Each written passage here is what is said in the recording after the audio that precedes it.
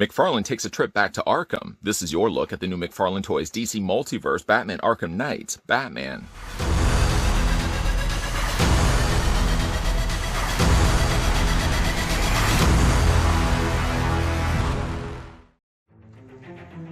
As a child, Bruce Wayne watched as his parents were brutally killed in Gotham City's crime alley. Traumatized by their deaths, he devoted his life to becoming the world's greatest weapon against crime, the Batman. To become the ultimate vigilante, the Dark Knight disciplined his mind and body to reach the pinnacle of mental and physical superiority. He's a master detective and an expert martial artist, but his greatest weapon is his mind. Batman has a plan for every occasion, as well as high-tech weapons, gadgets, and vehicles to assist him in his relentless pursuit of justice.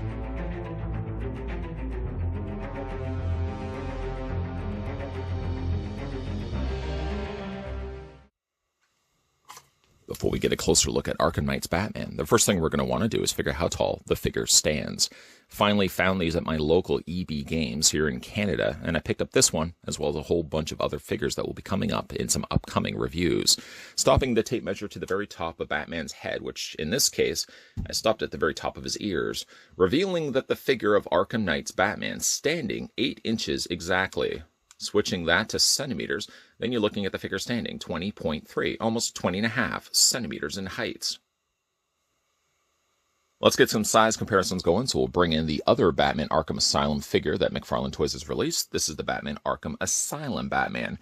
I mean, clearly you can see there's really been an upgrade when it comes to the figure itself. I mean, you could just say also that a lot of it is contributed to the fact that Batman Arkham Knight Batman does have an upgrade in his armor, so it does give him a little more necessary bulk. But I do feel like the figure is much more superior as well. The Batman Arkham Asylum Batman, I've never really been a big fan of this figure, but I think not the fault is on McFarlane's shoulders. I've just never really been a big fan of this design of Batman. I don't really like the way he looked in the game, and I certainly don't like the way he looks in the figure, although the figure wasn't bad. Also, some size comparisons we can also bring in. This was the DC Direct, I believe, Arkham Knight Batman, or what could have been the Arkham City Batman. We'll just bring him in so you guys can see an idea of how much bigger the McFarlane Toys release was versus the DC Direct one that we'd gotten before. Checking out the accessories that come included with Batman Arkham Knight Batman, he of course comes included with the same style of trading card that we've gotten with all the other figure releases. I do always like collecting these, holding on to them, so actually currently right now, I've got a trading card binder with, of course, trading card sheets that I've slid all these cards into, and I like to hold on to them. It's a really nice, stunning artwork here of Batman Arkham Knight, to which, of course, the figure is based off of. On the back, you've got your same similar stats we've seen before.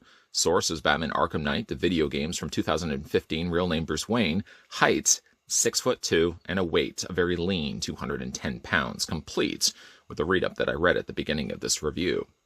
The same other familiar traits come included with this figure, such as this display base. A circular display base with my fingerprint right on the DC logo that's down below there. You can see the way that they printed it, just enough that you can make it out when certain light hits it. I do like these. Of course, you've got your singular peg there that will support the singular peg hole on the underside of both of his feet. So, of course, when you are ready to display him, something a little more interesting, I suppose, than just having him standing there like I've currently got him going on right now, then yes, you can use those display stands, get him in some dynamic poses. Let's have a look at the accessories that come included with Batman. Comes included, there you go, with a Batarang. Nice touch on their part. Now you can very clearly see there's a nice bat emblem right in the middle, dead set right in the middle, right there. Let's not unfocus the camera. Right there you can see there's the bat logo right in the middle. It so happens to be the only place that's represented by paint.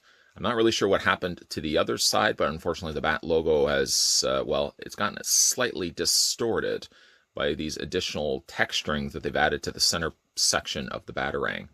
I always like the fact that they do include these. Of course, I'm probably going to display this with Batman, but there are other strong contenders for things that you can also display with this particular figure.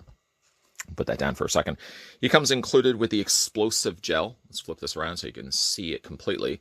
Doesn't look like there's any real additional paint that they've added to it, only really relying on the plastic molding of the black to really drive home the sculpted in details. I guess it technically didn't really need any other additional paint work. They probably could have added a little bit to the top canister, probably could have added a little bit to the front nozzle, but roughly it's just a molded plastic, of course with the explosive gel that he uses in the game. The other neat thing that he does come included with is this. Anyone who's played, of course, the game will know this is the remote electrical charge, or the rec gun. It's a substantially large gun. I almost feel like it's almost too big when you look at the handle portion here. I'll show you how it fits into his hand in a second. But like all the other accessories, it's molded in black plastic. Let me flip it around so you can see the other side of the rec gun right there. Again, no paint. No paint, sadly. Just really relying on that black plastic. You could use really the argument that it doesn't need necessarily any additional wash. I guess they probably could have added a little bit of silver to the surface of the plastic, just so that, you know, some of those details do stand out a little bit more than what they are actually doing right now. I mean, from a distance, you probably don't make out as much of it, but it is a nice looking gun. As I did say, though, it does fit into his hand. Let me just show you what's going on here. At the beginning of this review, for the placement of starting the intro, I actually had the gun on this side, so I fit this into his hand, just like so. Being that he has the wider grip on this one side, it fits a little bit easier this way. And then I think I actually just kind of bent it this way, twisted it around, and then had the other hand up, sort of like he was targeting and aiming it. But as you see, when I get the hand in place, let me just pry the fingers away from the palm. There we go. I mean, the hand is barely holding on to the handle there, this side. I think it actually should be to the point where you actually can touch to this side of the handle, but it's next to impossible to pull that off. And like that way, you can, of course, have him wielding the rec gun. I probably, again, would have made this slightly smaller. I guess, really, they could have even shrunk that down just a little bit to then afford being able to use a smaller handle, because I feel like his hand just barely holds on to the very end of it. Despite really for the fact that you can't really hold the remote electrical charge gun or the rec gun, probably going to still display the figure, I think, with it, because it's probably one of the coolest accessories that it comes included with. That being said, let's get a closer look now at the figure itself. As I said, this have now started to pop up here in Canada. I'm sure in the States you guys have already had this figure for a while now. And again, we'll do some quick comparisons, moving this figure over to the side and bringing in the Batman Arkham Asylum Batman. Again, I don't want to really fault McFarlane Toys for putting out what I felt was an inferior-looking Batman. For the time and when it was coming out, I actually didn't mind the look of the figure. I just don't like the design of the character. This look of Batman from Batman Arkham Asylum is one of my least favorite looks for Batman. It did translate to a pretty decent-looking figure, but I think the Batman Arkham Knight Batman is so much a greater, superior-looking figure. And I'm not just saying it for the fact that he does have all the additional armor on him. He has a lot more afforded color than maybe this one didn't actually have. But I mean, if you look even at the faces, I find there's a much more realism that's been incorporated into Batman Arkham Knight Batman versus the one that we'd gotten before. Now, even when you look at the two, you can't help but sort of look and feel like Batman Arkham Asylum Batman is a little bit more cartoony, maybe perhaps in the eyes and the face. I do feel like, because the way that they painted in the eyes, for example, you don't see them as bright, and maybe that was one of the biggest problems that I had with Batman Arkham Asylum. His eyes were way too bright, and it sort of did translate to the figure looking a little bit more cartoony. I really do like the design of this one quite a bit. He's more armored up, and judging by, again, the way that we're seeing with the new upcoming Robert Pattinson Batman, is probably guessing that a lot of the inspirations for his design could possibly have come from this armor, this particular suit, especially with the higher collar, the way that the cowl is sculpted, and sort of even like the idea of his armor is very similar to what we're getting with that upcoming Batman armor. This one does have a lot more additional dark blacks, whereas the other armor didn't actually have that. You see a lot more of that going on with Batman Arkham Asylum costume, or Arkham Knight costume that we're having a look at right here. The touches of detail I really appreciate are these little meshed pockets. You can sort of see them underneath his shoulders. This is, of course, the cup socket joint that he's incorporated to many of his figures now. But I do like the fact that when you are moving those arms out, he does get that extra little bit of texturing and care into that shoulder area. We'll talk more, of course, about the articulation in a second. Of course, he does have the shoulders, which I suppose I can mention right now. We'll talk more of it when we talk about his posability. They are made of a softer plastic. Now, they do allow the arms to, of course, move out. I know I'm sort of treading already into posability on this figure. But the way that the shoulders are, they're very thin rubber plastic, and they're only really attached to the bottom area here. When you are moving the arms up, even though technically it fits over that socket joint, Still want to be careful because I think it's only really attached right here. It's not attached anywhere else. We'll talk about that in a second, though. Of course, you got the bat emblem in the middle area. And while looking at it, it's really a dark, dark gray. And yet I can still quite clearly make out all the details on it. The sculpted abs section of his armor. Of course, you got the large bat emblem that stretches from shoulder to shoulder. The gauntlets there on the sides of his arm. Much smaller blades you'll see also on his forearm. He has some of the smallest actually around, especially when you compare it to some of the other figures that we've gotten. Nice dark black plastic, but yet still, despite that, even things like his hands still remain that dark gray. So there's a nice balance between the black and the gray. It doesn't feel like the gray gets lost really in the mix of the black. The gray still stands out quite well. You see a lot more of it, especially when we're looking at the legs, the meshing peeking its way through the areas of his leg armor here. Of course, you got the lower leg guards. There are things, of course, I want to kind of keep talking about, but I know a lot of it's going to go really back to posability. I guess one thing I can really mention, one thing I'm kind of bothered about on this particular figure is you got these little leg flaps. I don't know if you can see it or not. So he's got these little cuffs of his armor. This comes down right from it carries over basically from the leg guard and comes down to these little tiny little strips of plastic that drape over his legs. Well, I find the biggest issue with them, it's not necessarily this one right here. It's this one here. I've already got it out of the packaging, and I guess it was warped to start off with. But even when I am moving the feet back and forth, which again I'll talk more about in a second, this little plastic is already either getting caught inside when I'm moving that ankle back and forth, or it's sticking up and it's standing out like a sore thumb. Going ahead and spinning the figure around, though, I really want to show you guys the cape. A really interesting looking cape. Like at first glance, it sort of looks like a big jarbled mess because it's just got like overlapping plastic and stuff. But really, the more you look at it, the more there's actually a lot to take in. I like the way that the cape would have looked like normally. It would have stretched quite far out, and he's got it draped back, folded back, as you can see there. This is the greater flap of his cape that's been kind of folded in this way, and then this side of the cape has been folded in this way. It gives you the illusion that the cape could do a lot more. And the way that they've sculpted it, it really does have some interesting designs going for it. Now, it's a softer plastic, not too soft of a plastic, mind you. It's got a little bit of flexibility going for it. We flip it up. There's just what I want to show you the inside, the underside of his cape, just to show you that everything is very nicely painted. I mean, generally when it comes to this figure, and I've noticed really with all the figures I've been picking up lately for the DC Multiverse, stay tuned. There's going to be a whole ton of them coming your way. I find like the paint is really good on these.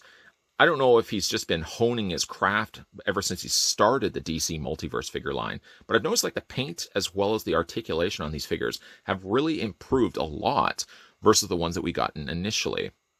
Quickly before we go back to his articulation, because that will be the next talking point, just want to draw your attention to his nice utility belt. Of course, all done in a metallic gold. Again, very clean, very well applied. I don't see it bleeding or leaking anywhere else to the rest of the figure. It's clean all the way around. It does look like, judging by the way I can lift this up, that the utility belt may have already been painted on and then attached to the figure afterwards. It's glued in the middle, so you can't lift and move it, but you can certainly move the side pockets, making me think that this was a removable piece that they simply have just attached onto the figure. It wasn't obviously it wasn't molded to the figure because that would limit a lot of his articulation. There I go, going back to his articulation. But overall, it's the only place that really adds a little bit of pop of color. All the rest of the figure is still really very much subjected to the dark gray and the dark black, but again, really works well on this particular figure of Batman. Okay, so let's have a look at the posability on Batman here. So his head moves up, and of course it moves down. It's on a nice ball joint.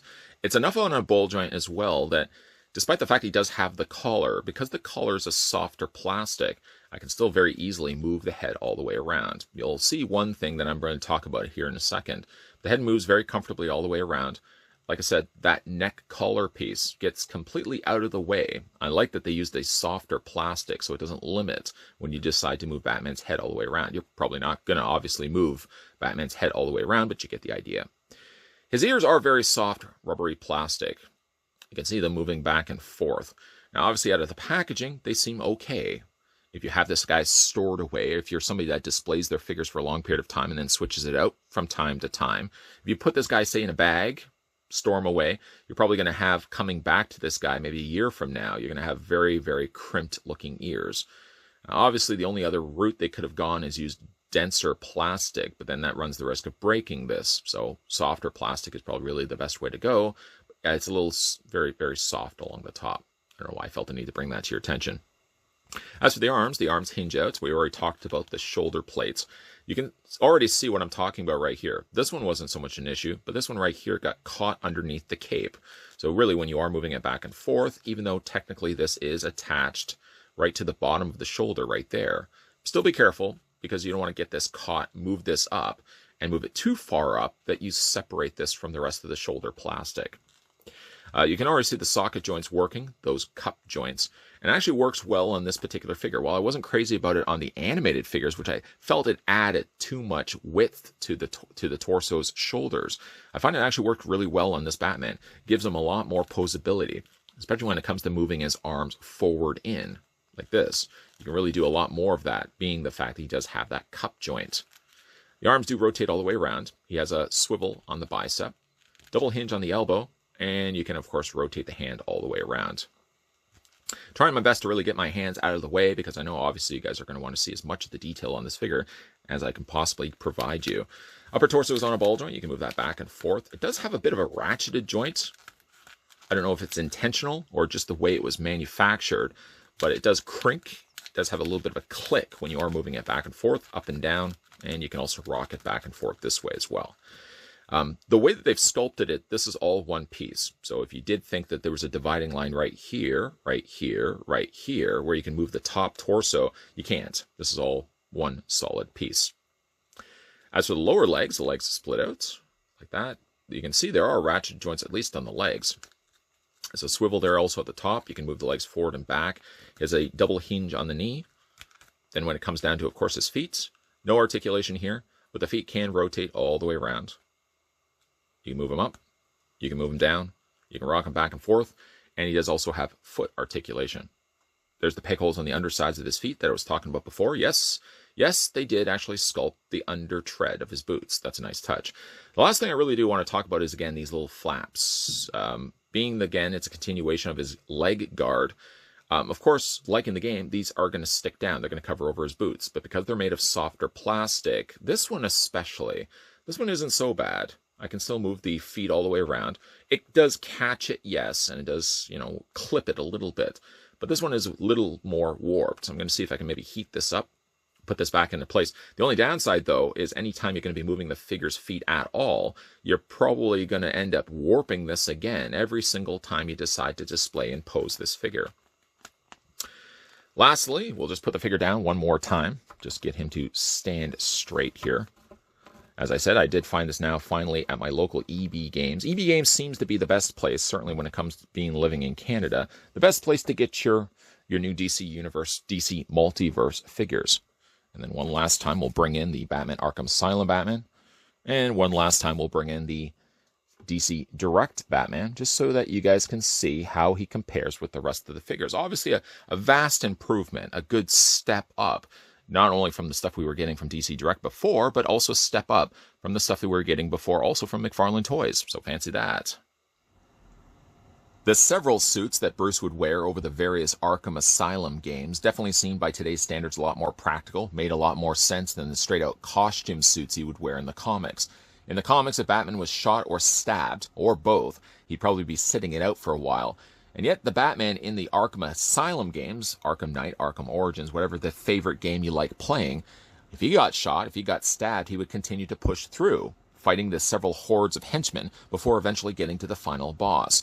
Now, while I wasn't a big fan of the Arkham Asylum Batman, I still feel that's a terrible-looking design of Batman. Not only just as a figure, but just from its original source material. Never liked the look of Arkham Asylum Batman. Yet I do feel it vastly improved with all the later released titles. In the same way that his costume improved in the video games, I feel like the figure here, produced by, of course, the folks over at McFarlane Toys, vastly looks better than the one that we got with the Arkham Asylum release. You could chalk it up to the fact that with now a little bit of time under his wing of producing DC Multiverse figures, McFarlane Toys maybe is picking up ways that he can change and improve the figures. But definitely, though, when you compare this one to the Arkham Asylum Batman, this is a much better looking Batman. Not only does he have darker colors, the articulation feels like it is a little more fluid. But I also think that the head sculpt is vastly superior as well. The smaller eyes and being darker where you can almost barely make them out definitely looks more realistic than the bright white eyes that they gave for the Arkham Asylum release. This one does have some additional accessories as well that the Arkham Asylum obviously didn't come included with. Sort of wish, though, that the rec gun was smaller on the handle, so that if you were to put it in both of Bat's hands, he actually would look like he's using it and holding it with both hands, instead of just sort of clamping the end of it. Sort of making the rec gun just a little bit smaller, and that little flap of plastic that was just above his ankle, which is really problematic, I have to admit. Moving that ankle back and forth, I continue to clip that little flap of plastic that I talked about in this review. Short of those two things, this is a stellar looking Batman. Vastly better than the one that we had gotten before. And one that's going to look a lot nicer on my shelf when I put him on display. Have you picked this one up for yourself? If so, let me know what you guys think of the Batman Arkham Knight Batman, and if you do like this costume a lot more than the Batman Arkham Asylum one. Also, if you are new to the channel and liking all the content you're seeing, consider then the idea, if you haven't done so, of course. I mean, maybe you already have. Well, let's just say you haven't. Hit that subscribe button down below and turn the bell notification on. And of course, always keep those peepers peeled. While we have finished wrapping up our review of the Arkham Knight Batman, we're still going to be having a look at a whole bunch of DC Multiverse figures that I've picked up recently, so those reviews will be coming your way. Just know that Monday to Friday, 12 p.m., and of course 2 p.m., that's 2 videos a day. We're always going to be having a look at new content coming onto this channel. So as always, again, keep those peepers peeled, and let me know down below in the comments section what you guys think of the Batman Arkham Knight Batman. As always, guys, thanks for watching, and I'll see you next time.